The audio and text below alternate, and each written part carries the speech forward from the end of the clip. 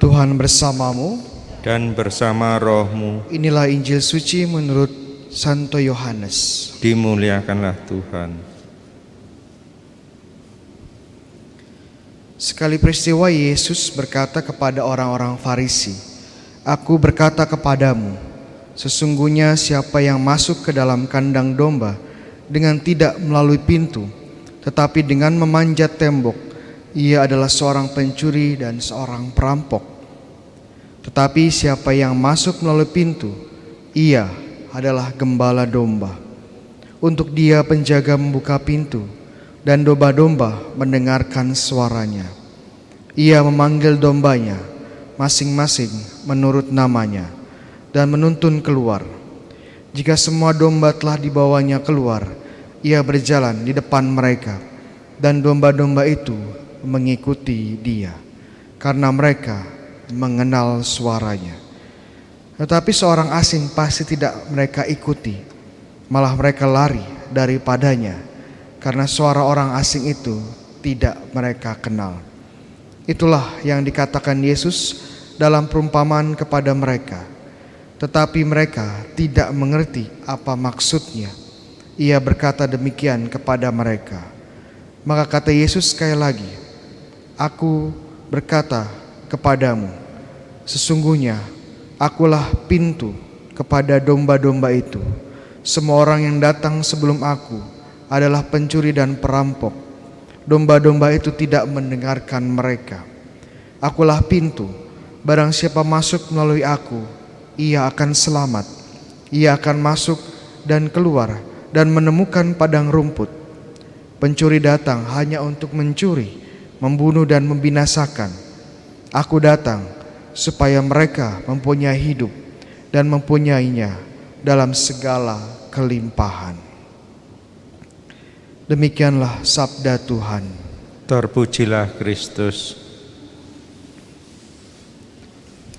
Hari ini kita mendengarkan bacaan Injil dari Yohanes 10. Dan Yohanes 10 ini cukup terkenal karena berbicara tentang Yesus yang memperkenalkan dirinya sebagai gembala yang baik, ya, sebagai gembala yang baik.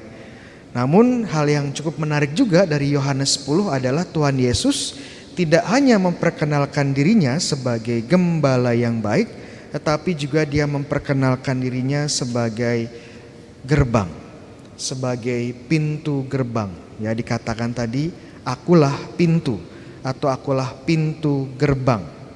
Maksudnya apa?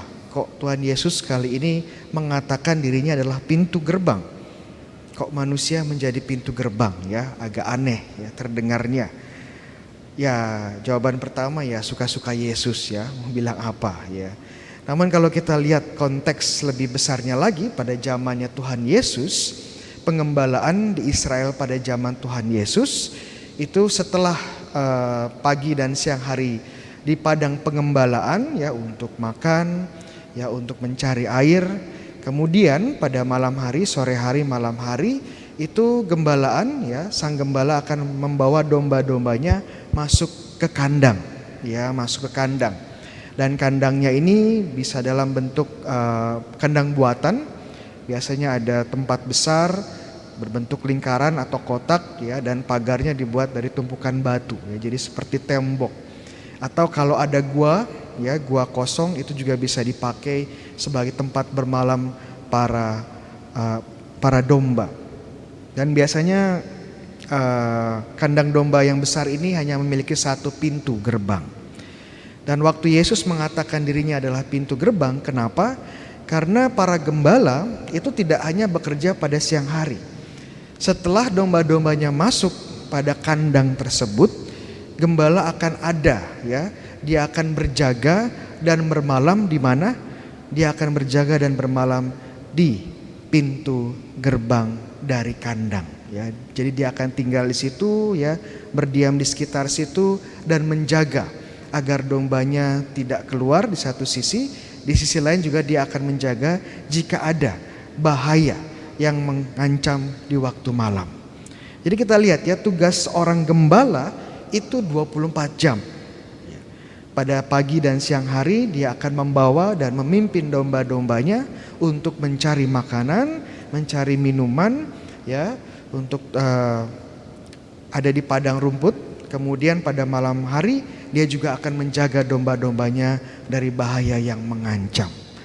Jadi kita lihat Yesus menggunakan image atau gambaran ini untuk menyimbolkan dirinya sendiri, untuk menunjukkan identitasnya dan relasinya kepada kita domba-dombanya.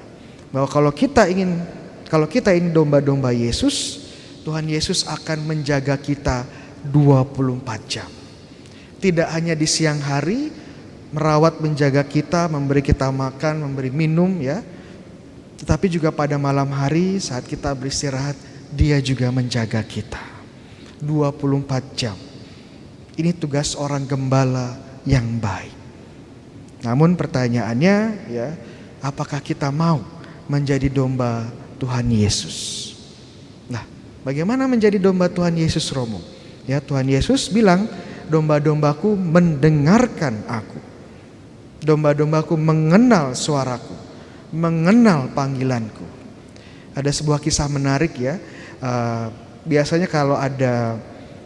Biasanya ada satu kandang besar, yang pakai kandang itu biasanya 2-3, ya, gembala yang berbeda dengan domba yang berbeda. Waktu malam mereka ini dicampur, ya, domba-dombanya dicampur dalam satu kandang. Lah, bagaimana bisa membedakannya? Ya, kalau pagi-pagi mau ke ladang untuk menggembala, bagaimana? Untuk cari makan, bagaimana bisa membedakan domba yang satu dengan yang lain? Ya. Biasanya pagi hari, ya, domba A atau gembala yang satu, gembala A ini cukup dengan memanggil dombanya, ya. Cukup dengan mengeluarkan suara dan domba-dombanya langsung tahu ini suara dari gembalanya.